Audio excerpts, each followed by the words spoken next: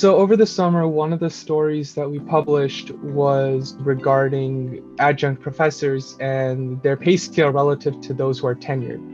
And that project meant a lot to me because during my first year at the Daily Bruin, I actually did a lot of research on my own, just looking into outsourcing as a whole in the UC system and at UCLA. And one of the topics that came up was, in fact, adjunct professors. And I never had the chance to cover it when I was working as a writer in a different section because I never had the time to.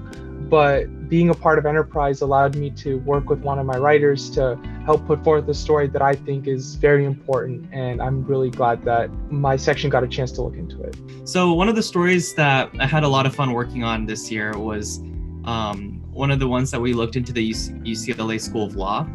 So we got the tip that the School of Law has contracts with two companies that sell personal data to ICE. And I looked into it myself, and Enterprise published our investigation on it several weeks ago.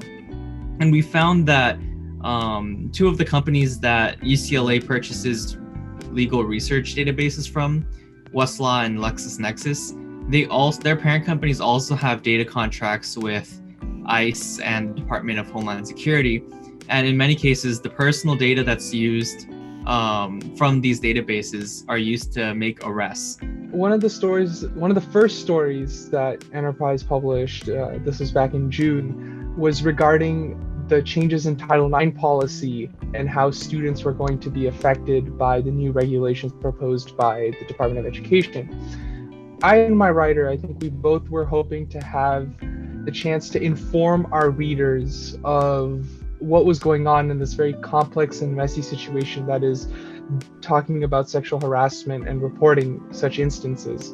There was a lot of time and effort that went into this project to observe all the angles that we could and bring to our writers a very comprehensive but easy to understand piece of work that would help explain the different nuances of the new regulations that were proposed for Title IX. We actually got the lead for the story from reports online that several protesters had been detained at UCLA's Jackie Robinson Stadium, and how they were being kept there in pretty bad conditions. So we looked into that. We talked with some of the people who were detained and had their arrest processed there.